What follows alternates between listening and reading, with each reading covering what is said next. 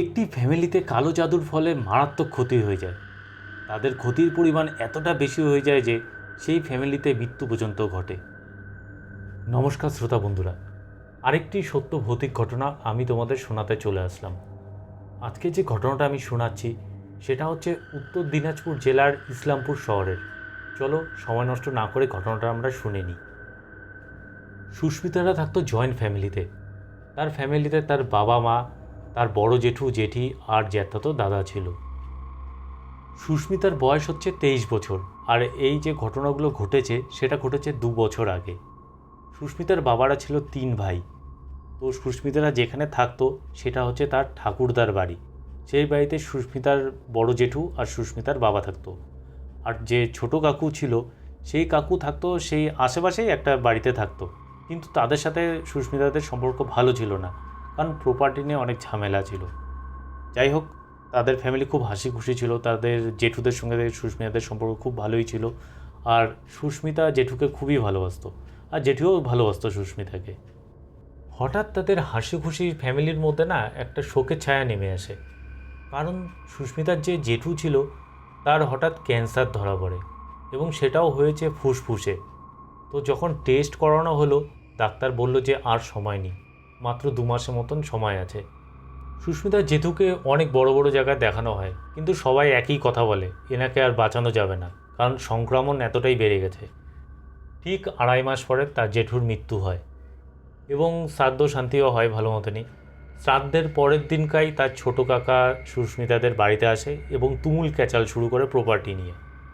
এই ঝগড়া ক্যাচালের পরিমাণ এতটাই বেড়ে যায় যে শেষ পর্যন্ত পুলিশকেও ডাকতে লাগে। পুলিশ এসে কোনোভাবে তাদের মধ্যে মিলমিশ করে দেয়। যাই হোক, তখনকার মতন তো ঝামেলা মিটে যায়। এরপরের থেকে না তাদের বাড়িতে কিছু অদ্ভুত ঘটনা ঘটতে থাকে। শ্রাদ্ধ শান্তি হওয়ার মোটামুটি 7 দিন পরে সুস্মিতা বাইরে কোনো কাজে যায়। তখন সন্ধ্যাবেলা দিক মোটামুটি 7টা বাজে। সুস্মিতা যখন বাড়িতে ফিরে আসে তখন গেট খুলে তো প্রথমে ঢোকার পর তো সামনে একটা কোলাপসেবল গেট থাকে, সেটা খুলেও ঢোকে। এবার গেট খুলে যখন কোলাপসেবল গেটটা খুলে যখন সুস্মিতা ওপরে উঠছিল সিঁড়ি দিয়ে, কী মনে হলো সে একবার পেছনে তাকায়। আর পেছনে যখন তাকায় দেখতে পারে যে একটা কালো ছায়ামূর্তি কোলাপসেবল গেটের বাইরে দাঁড়িয়ে আছে, মানে উঁচা লম্বা একটা ছায়ামূর্তি। আর সুস্মিতা তো এটা দেখে চমকে যায়, চমকে তাড়াতাড়ি দৌড়ে দৌড়ে ঘরে ঢুকে যায়। ঘরে ঢুকে তো মাকে বলে যে এরকম বাইরে দেখলাম একটা ছায়ামূর্তি এরকম দাঁড়িয়ে আছে। তারপর তার মা সমস্ত লাইট টাইট জ্বালিয়ে সুস্মিতাকে নিয়ে নিচে আসলো, কারণ তারা ভেবেছে হয়তো কোনো চোর ঠোর কেউ ঢুকেছে। তারপর বাড়ির চারপাশে আশেপাশে দেখলো, কিন্তু কোথাও কিছু দেখতে পেল না। ঠিক 2 দিন পর সুস্মিতার যে জেঠিমা ছিল সে রাতেরবেলা ঘুমোচ্ছে। হঠাৎ সে দেখতে পেলো যে বাড়ির যে বারান্দাটা ছিল, মানে তাদের ঘরের সাথে লাগোয়া যে বারান্দাটা ছিল, সেই বারান্দা দেখে যেন পায়চারি করছে। সুস্মিতা জেঠি প্রথমে ভাবলো যে বাইরে কেউ হাঁটছে, হয়তো সেটারই ছায়াটা পড়েছে। কিন্তু ছায়াটা না একবার ডান দিকে আছে একবার বাঁ দিকে আছে, এবং করতে করতে হঠাৎ করে দাঁড়িয়ে পড়লো। আর দাঁড়িয়ে সুস্মিতা জেঠির দিকে বডিটা ঘোরালো। আর এটা তো দেখে ওর জেঠি চমকে যায় যে কী এভাবে দাঁড়ালো কেন। তখনই হঠাৎ শুনতে পেলো যে তার পাশের যে ঘরটা ছিল যেখানে জেঠির ছেলে ঘুমোচ্ছিল, সেই ঘর থেকে তার ছেলে বীভৎসভাবে হাসির আওয়াজ আসছে। সুস্মিতার জেঠি তাড়াতাড়ি সেই ঘরে গেল, গিয়ে দেখে যে তার ছেলে আয়নার দিকে মুখ ফিরে বসে আছে, মানে আয়নার দিকে মুখ করে আছে, আর পিঠটা হচ্ছে তার মার দিকে। আয়নার দিকে তাকিয়ে অনবরত হেসে যাচ্ছে। তখন সুস্মিতার জেঠি বলে, বাবান কী করছিস এটা? মার আওয়াজ শুনে ছেলের ফট করে হুঁশ ফিরে আসে, আর বলে যে আরে আমি এখানে কি করে আসলাম। তারপর সুস্মিতার জেঠি বললো কি, এক কাজ কর বাবান, তুই আমার বিছানায় গিয়ে শো। তো যাই হোক, সেই রাতে তো তার ছেলে আর মা একই বিছানায় ঘুমিয়েছে। আর সুস্মিতার জেঠি তো ভয়ে ঘুম আসছিল না সারা রাত। পরের দিনকা সুস্মিতার জেঠি সুস্মিতার মাকে বিষয়টা জানায়। তো প্রথমে তো একটু চমকালো, তারপর সুস্মিতার মা বলে যে হয়তো কোনো স্বপ্ন টপ্ন দেখেছে যার জন্য আর কি এরকম রিয়েক্ট করেছে। যাই হোক, এর ঠিক 3 দিন কেটে যায়। 3 দিন কাটার পর সুস্মিতা কী করে বিকালে ছাদে যায়। ছাদে গিয়ে ফোনে কারোর সাথে কথা বলছিল। তখন কটা হবে, বিকাল 4টা হবে। সেই সময় সুস্মিতার দাদাও ছাদে ছিল। তো সুস্মিতা তো ফোনে কথা বলছিল। হঠাৎ সে শুনতে পারে যে পেছন থেকে কে যেন হেসে যাচ্ছে। সুস্মিতা যখন ঘুরে তাকালো দেখলো যে তার দাদা অনবরত আর কি হেসে যাচ্ছে, মানে এমনভাবে হাসছে মনে হচ্ছে যেন তার পাশে কেউ বসে আছে, তার সাথে কথা বলছে আর হাসছে, কিন্তু এদিকে কিন্তু কেউ নেই, একদম ফাঁকা। তো সুস্মিতা তো ডাকে দাদাকে, দাদা কী করছিস, তুই হাসছিস কেন একা একা? তখন ওর দাদা না একটু চমকে যায়, চমকে বলে না না কিছু না, বলে সিঁড়ি দিয়ে দৌড়ে দৌড়ে নিচে নেমে যায়। এই বিষয়টা তো সুস্মিতা গিয়ে তার মাকে বলে, কিন্তু সুস্মিতার মা না, তার যে বাবা আছে সুস্মিতার বাবা, তাকে কিছু বলতে পারছে না। কারণ হচ্ছে যবে থেকে সুস্মিতার জেঠু অসুস্থ হয়, তারপর থেকে না সুস্মিতার বাবার বিজনেসটা একেবারে ডাউন হতে থাকে। মানে সুস্মিতার বাবা আর জেঠুর হচ্ছে যৌথ বিজনেস ছিল, হার্ডওয়্যারের বিজনেস, সেটা টোটালটা একদম ডাউন হতে থাকে। তাই সুস্মিতার বাবার মাথা প্রচণ্ড গরম থাকে সবসময়, মানে খিটখিটে স্বভাব হয়ে গেছে আর কি। তাই এইসব জিনিস বলার আর সাহস পায় না। আর এদিকে আরেকটা জিনিস ঘটে ঠিক 3 দিন পরে। সুস্মিতার জেঠি দুপুরবেলা ঘুমোচ্ছিল, তো স্বাভাবিক তার মন টন খারাপ, স্বামী মারা গেছে, তারপর বা ছেলেটাও একটু কেমন যেন হয়ে গেছে আর কি, অন্যমনস্ক। তো যাই হোক দুপুরবেলা এইসব চিন্তা করতে করতে ঘুমিয়ে পড়েছে। তো তার ছেলে তো ছিল পাশের ঘরে, হঠাৎ আবার সেম জিনিস শুনতে পায়, মানে যে তার ছেলে আবার একা একা হাসছে। এবার যে তার ছেলে হাসছে, তার সাথে আবার একটা মেয়েরও গলার আওয়াজ শোনা যাচ্ছে, একটা মেয়েও তার সাথে হাসছে। তখন সুস্মিতার জেঠি না আস্তে আস্তে উঠে গিয়ে দরজার সামনে দাঁড়ালো। দরজার সামনে দাঁড়িয়ে দেখে যে ওই ঘরে কেউ নেই, শুধু তার ছেলেই আছে। আর মেয়ের আওয়াজটা আসলো কোত্থেকে? তখন সুস্মিতার জেঠি তার ছেলেকে বলল যে কিরে বাবান, তুই আবার হাসছিস? ঠিক সেই সময় বাবান মুখ ঘুরালো তার মায়ের দিকে, আর মুখ ঘুরিয়ে তার মাকে দেখে হাসতে থাকলো। আর ঠিক সেই সময় সেই মুহূর্তেই সুস্মিতা জেঠির মনে হলো যে তার পেছন দিক দিয়ে কে যেন হেঁটে গেল। সেও মুখ ঘুরালো পেছনে, যে দেখার জন্য কে হেঁটে গেল, আর দেখতে পেল যে একটা লাল শাড়ি পরা, মুখ ঢাকা, ঘোমটা দেওয়া একটা মহিলা দরজা দিয়ে বাইরে বেরিয়ে চলে গেল।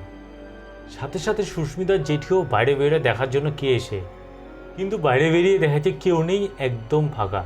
মানে 1-2 সেকেন্ডের মধ্যেই সেই মূর্তিটা ভ্যানিশ হয়ে গেল। তো সুস্মিতার জেঠি তো প্রচণ্ড ভয় পেয়ে যায়, ভয় পেয়ে তাড়াতাড়ি ডাকতে থাকে সুস্মিতার মাকে। যাই হোক সুস্মিতাও বাড়িতে ছিল, তারা দুজনেই চলে আসে ওপর থেকে নিচে দেখার জন্য তার জেঠি কেন ডাকছে। ও সমস্ত বিষয়টা শুনে তো প্রচণ্ড চমকে যায়। আর এদিকে তো বাবান ঘরের ভিতর তো মানে হেসেই যাচ্ছে, তো হেসেই যাচ্ছে। তারপর সুস্মিতা মা করলো কি, ঠাকুর ঘর থেকে গঙ্গা জল নিয়ে আসলো, গঙ্গা জল নিয়ে এসে বাবানের গায়ে ছিটালো। কিছুক্ষণ পর আস্তে আস্তে বাবান নিস্তেজ হয়ে পড়ে, তারপর ঘুমিয়ে পড়ে। এবার তারা বুঝতে পারে যে তাদের বাড়িতে কিছু একটা খারাপ জিনিস হচ্ছে, তাই তারা এক ওঝার কাছে যায়।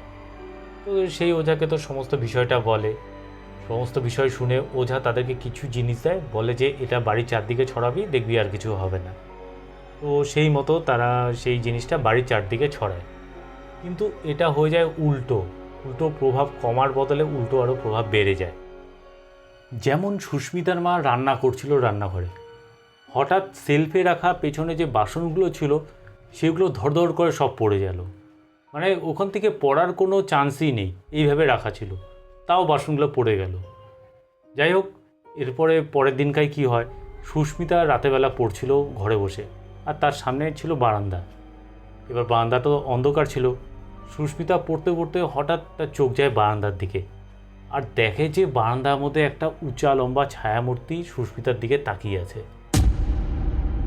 ছায়ামূর্তিটার মুখ দেখা যাচ্ছে না, কিন্তু চোখ দুটো বুঝে যাচ্ছিল। সুস্মিতা তো এরকম দৃশ্য দেখে চিল্লিয়ে ওঠে এবং দৌড়ে তার মার ঘরে চলে যায়। তারা যে কী করবে কিছুই বুঝে পাচ্ছে না, মানে একটার পর একটা এরকম ঘটনা ঘটেই চলেছে। আর এরকম ঘটনা ঘটলে কী বা করার আছে, তারা তো ওঝাকেও দেখালো, ওঝার কাজও কিছু হলো না সেই বাড়িতে। তো যাই হোক তারা তো একদম অসহায় সেই সময়।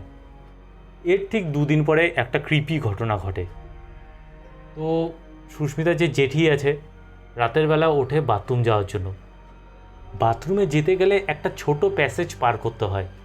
এবার ওই প্যাসেজের বাঁদিকে যে দেওয়ালটা সেটা হচ্ছে গ্রিল লাগানো, সেই গ্রিল দিয়ে বাইরের দেখা যায় আর কি, বাইরের জিনিস দেখা যায়। তারপরেও সোজা আছে বাথরুমটা। তো সুস্মিতার জেঠি রাতেরবেলা যাচ্ছিল সেই প্যাসেজটা দিয়ে। এবার যখন গ্রিলটা দিয়ে বাইরে তার চোখ যায়, দেখে যে বাইরে একটা কাঁঠাল গাছ ছিল, সেই কাঁঠাল গাছটা তাদের বাড়ির মধ্যেই। সেই কাঁঠাল গাছের তলা মতো একটা লাল ঘুমটা দেওয়া একটা মহিলা দাঁড়িয়ে আছে। সুস্মিতার জেঠি তো চুপচাপ দেখতে থাকে যে কি হয়। হঠাৎ মহিলাটা কি করলো, আঙ্গুলের ইশারা করলো ডান দিকে, মানে হাত তুলে ডান দিকে দেখাচ্ছে কাউকে। সুস্মিতার জেঠি যেই ডান দিকে তাকালো, অমনি দেখতে পেলো যে তার স্বামী মানে সুস্মিতার জেঠু সেখানে দাঁড়িয়ে আছে। আর তো এটা দেখে তো মানে সুস্মিতার জেঠি তো একদম পাগলের মতন চিল্লিয়ে ওঠে। তারপর তো সবাই উপর থেকে নিচে নেমে আসে, সুস্মিতার বাবা, সুস্মিতার মা, সুস্মিতা। তো সবাই এসে দেখে যে সে চিল্লাচ্ছে ভয় পেয়ে। সেদিনকাই একটু পর থেকে সুস্মিতার জেঠির প্রচণ্ড জ্বর চলে আসে। তার জ্বরের পরিমাণ এতটাই বেড়ে যায় যে তাকে হসপিটালে ভর্তি করতে হয়। আর তখনই সুস্মিতাকে আর সুস্মিতার মাকে তার জেঠি জানায় যে আমি রাতের বেলা দেখলাম যে একটা ঘোমটা পরা মূর্তি দাঁড়িয়ে আছে, আর আমাকে হাতের ইশারায় দেখালো যে আমার স্বামীও সেখানে দাঁড়িয়ে আছে। তো এটা তখন শুনে সুস্মিতা বুঝতে পারলো যে সে যে লম্বা একটা যে ছায়ামূর্তি দেখতে পারতো সেটা আর কেউ না, সেটা হচ্ছে তার জেঠু। কারণ তার জেঠুও ওরকম লম্বা, উঁচা লম্বা আর কি ছিল। তো কী বলবো, আর সেটা শুনে তো তাদের অবস্থা আরও খারাপ হয়ে যায়। তখন সুস্মিতার মা সুস্মিতার বাবাকে বলল যে এই বিষয়গুলো হচ্ছে তাদের সাথে, অনেকদিন ধরেই হচ্ছে, তোমাকে তো কিছু বলতে পারি না কারণ তুমি তো সবসময় রেগে ঢেকে থাকো। তখন সুস্মিতার বাবাও বলে যে আমি এইসব মানি না, আমি এসব বিশ্বাস করি না, এমনি আমার মাথা খারাপ আছে বিজনেস নিয়ে, তার মধ্যে তোমরা এইসব উল্টাপাল্টা বলছো। এদিকে তো সুস্মিতার জেঠির অবস্থা আরও খারাপ হয়ে যায়, তার জ্বর কোনোভাবেই কমছে না। যাই হোক, এবার রাতের বেলা তো সুস্মিতার যে দাদা ছিল, জ্যাঠাতো দাদা, সে তো বাড়িতে একা। তো সুস্মিতার বাবা কি করলো, সেই জ্যাঠাতো দাদার সাথে শুলো, মানে সুস্মিতার বাবা শুলো হচ্ছে যেই ঘরে জেঠি শুতো ওই ঘরে, আর জ্যাঠাতো যে দাদা ছিল সে তো নিজের ঘরে শুলো। মধ্যরাতের দিকে হঠাৎ সুস্মিতার বাবার না ঘুমটা ভেঙে যায় একটা আওয়াজে। আর সেই আওয়াজটাও হলো যে দরজার বাইরে থেকে কে যেন ফুপিয়ে ফুপিয়ে কাঁদছে। আর এটা শুনে তো সুস্মিতার বাবা ভাবে কী রে ভাই, কে কাঁদছে এত রাতে। যাই হোক, সে আস্তে আস্তে দরজাটা খুলে দেখে কেউ নেই। খুলে তারপর বাইরে বেরোয় যখন, তখন যে বারান্দায় যে গ্রিলটা ছিল সেই গ্রিলের বাইরের থেকে দেখলো যে বাইরে বললাম না একটা কাঁঠাল গাছ ছিল, সেই কাঁঠাল গাছটার তলায় একটা মহিলা দাঁড়িয়ে আছে ঘুমটা পড়া। এবার তার বাবা তো দেখে একটু চমকে যায়। এবার না বাইরে যে একটা লাইট যায় সেই লাইটটা না তখনও জ্বলছিল। সেই লাইটের আলোয় না স্পষ্ট বোঝা যাচ্ছে যে একটা মহিলা দাঁড়িয়ে আছে কাঁঠাল গাছটার তলায়। এবার তার বাবা বলে, কে ওখানে, কে দাঁড়িয়ে আছিস? মহিলাটা কোনো নড়াচড়া নেই। ওর বাবা কী করে, একটা না কাঠের টুকরা থাকে, নিয়ে ছুঁড়ে মারে ওর গায়ের মধ্যে। মানে কি বলবো আর। তখন হঠাৎ সেই মহিলাটা মুখটা তোলার পর সুস্মিতার বাবা দেখতে পেল যে একদম পোড়া মুখ, একটা হচ্ছে মাথার মধ্যে কীরকম লাল রঙের টিপ, আর তাকিয়ে আছে সুস্মিতার বাবার দিকে। আর এটা তো দেখে সুস্মিতার বাবা চমকে দৌড়ে ঘরের ভিতর ঢুকে দরজা বন্ধ করে দেয়। এই ঘটনার কিছুক্ষণ পর তাদের কাছে একটা ফোন আসে। সেই ফোনটা আসে হসপিটাল থেকে, আর সেটা খুব একটা বাজে খবর নিয়ে আসে। সুস্মিতার যে জেঠি হসপিটালে ভর্তি ছিল সেই জেঠি আর বেঁচে নেই, মারা গিয়েছে। এরপর তো তারা সবাই মিলে তাড়াতাড়ি হসপিটালে যায়। এবার গিয়ে তো তখন কথা বলতে থাকে ডাক্তারদের সাথে যে কোন সময় মারা গিয়েছে, কখন মারা গেল। তো যেই টাইমটা বলল সেই টাইমটা না সুস্মিতার বাবা শুনে না একটু ম্যাচ করলো। কারণ রাত্রেবেলা যে ছায়ামূর্তিটা যে বাইরে যে ঘুমটা পড়া মহিলাটাকে যেই সময় দেখেছে, ঠিক ওই সময় তার যে জেঠি ছিল সুস্মিতার জেঠি, সেই জেঠি মারা গিয়েছে। এরপর সুস্মিতার মাকে সুস্মিতার বাবা রাতেরবেলা যে কী ঘটনা ঘটেছে, কী দেখেছে সমস্ত বিষয়টা পরিষ্কার করে বলে। তখন সুস্মিতার মা তার বাবাকে বলে যে দেখো, এতদিন তো আমরা বলছিলাম, তুমি তো কিছুই বিশ্বাস করছিলে না, এখন তো বিশ্বাস করলে, এখন যত তাড়াতাড়ি পারো কোনো একটা ব্যবস্থা করো, নাহলে কিন্তু আমাদেরও অবস্থা খুব খারাপ হবে। যাই হোক, পরের দিনই সুস্মিতার বাবা তার এক বন্ধুর সাথে ওখানকার এক মাজারের মৌলবীর সাথে যোগাযোগ করে এবং তাকে সমস্ত বিষয়টা জানায়। তারপর কোনোভাবে তাকে বুঝিয়ে সেদিনকার দুপুরবেলায় তাদের বাড়িতে নিয়ে আসে। মৌলবী এসে প্রথমে সুস্মিতাদের বাড়ির চারপাশটা ভালো করে দেখল, তারপর ঘরগুলোকে দেখল। দেখার পর সুস্মিতার বাবাকে মৌলবী বলল যে তোমাদের বাড়িতে প্রেত চালনা করা হয়েছে। তখন সুস্মিতার বাবা তো চমকে গেল যে কে করলো এরকম। বলে তোমাদের নিজেদের লোকই করেছে, আর যে করেছে তার শরীরে তোমাদের বংশের রক্ত বইছে। মৌলবী তারপর বলল যে তোমাদের তো বিশ্বাস হচ্ছে না, তোমরা এক কাজ করো, ওই কাঁঠাল গাছের যে গোড়াটা আছে সেখানে একটু মাটি খুঁড়ো, দেখবে একটা জিনিস পাবা। তারপর তো সুস্মিতার বাবা আর সুস্মিতার বাবার বন্ধুটা কোদাল ফোদাল নিয়ে গিয়ে সেখানে মাটিটা খুঁড়লো। খোঁড়ার পর ওখানে একটা লাল কাপড়ে জড়ানো কিছু জিনিস পেল, যার মধ্যে ছিল সুস্মিতাদের বাড়িরই জামা কাপড়ের কিছু টুকরো, একটা হচ্ছে পুতুল, মানে মাটির একটা পুতুল, আর কিছু হাড়গোড় পাওয়া গেলো। সম্ভবত সেটা কোনো মুরগি টুরগি বা কিছুরই হবে আর কি। যাই হোক, এটা তো দেখে তারা তো চমকে উঠলো যে বাড়ির মধ্যে এগুলো কে রেখেছে। তখন মৌলভী বলল যে তোমাদের উপর বললাম না প্রেত চালনা করা হয়েছে, সেটারই তার প্রমাণ। আর যে প্রেত তোমাদের বাড়িতে চালনা করা হয়েছে সেটা খুবই শক্তিশালী, সেটাকে আমিও তাড়াতে পারবো না। তোমাদের সবথেকে ভালো উপায় হচ্ছে তোমরা এই বাড়িটা ছেড়ে দাও, নাহলে একে একে সবাইকে মেরে ফেলবে। কারণ যে প্রেতটা চালনা করা হয়েছে সেই প্রেতটা হচ্ছে তোমাদেরকে মেরে ফেলার জন্যই। এমন না যে তোমাদের আর্থিক ক্ষতি হবে বা শরীর অসুস্থ হবে, সেটার জন্য না, তোমাদেরকে একদম মেরে ফেলার জন্যই চালনা করা হয়েছে। আর এই প্রেতের জন্যই তোমার জেঠু আর জেঠির মৃত্যু হয়েছে। তখন সুস্মিতা মৌলভীকে বলল যে আমাদের জেঠুর আত্মাকেও এই বাড়িতে দেখা যেত, তার সাথে একজন পোড়ামুখী একটা মহিলাকে দেখা যেত। তারপর সেই মৌলভী বলল যে তোমরা যে পোড়ামুখী মহিলাটাকে দেখতে না, সেই মহিলাকেই এই বাড়িতে প্রেত চালনা হিসাবে চালনা করা হয় তোমাদের ক্ষতি করার জন্য। আর তোমার জেঠুর আত্মাকে সে বন্দি করে রেখেছে, এই বাড়ি থেকে মুক্তি দিচ্ছে না। যাই হোক, এবার সুস্মিতার বাবা মা সবাই প্ল্যান করে যে আমরা এই বাড়িটা ছেড়ে অন্য কোথাও চলে যাবো, এই বাড়িটা আমরা বিক্রি করে দেবো কোনো প্রমোটার বা অন্য কারোর কাছে। সেই হিসাব মতন লোকজন খোঁজ খবর শুরু করে দেয়। 2-3 দিন হয়ে যায়। তারপর সুস্মিতার যে ছোট কাকা সে আবার আসে ঝামেলা করার জন্য। প্রচণ্ড ঝামেলা শুরু হয় তাদের বাড়িতে। তারপর আবার সেই পুলিশকে আসতে লাগে সব মিটমাট করার জন্য। যাই হোক, এরকম করতে করতে মোটামুটি 13 দিন পার হয়, কারণ 13 দিনের মাথায় তো তার জেঠি শ্রাদ্ধটাও হয় সেই বাড়িতে। তো এর মধ্যেই ছোটো মোটো 1-2টা ঘটনা ঘটে। তো যাই হোক, 13টা দিন পার হয়ে যায়। তারপর তারা একজনের কাছে বাড়িটা বিক্রি করে দেয়। কপাল ভালো যে একটা ভালো প্রমোটার পেয়ে যায় যে বাড়িটা কিনতে আগ্রহী হয়, তো জলের দামে বাড়িটা বিক্রি করে দেয় তাদের কাছে। আর ওই প্রমোটারটা সব জানতো বাড়ির বিষয়। যাই হোক, সে জলের দামে পেয়েছে, সে কিনে নিয়েছে। তারপর সুস্মিতার বাবা মা আর সুস্মিতার যে জ্যাঠাতো দাদা ছিল তাকে নিয়ে তারা শিলিগুড়িতে চলে আসে এবং শিলিগুড়িতেই তারা সেটেলমেন্ট হয়ে পড়ে। তারা এখন শিলিগুড়িতে ঠিকঠাকই আছে, কিন্তু যে তাদের যে জ্যাঠাতো দাদাটা ছিল সে এখনও মাঝে মাঝে রাতেরবেলা করে হাসে, সে আগে যেরকম হাসতো। কিন্তু আগে যে সুস্মিতারা কোনো একটা ছায়ামূর্তিকে দেখতে পারতো বা সুস্মিতার বাবা যে একটা মেয়ে মানুষকে দেখেছিল যে পোড়ামুখ, সেই জিনিসগুলো আর দেখতে পারে না।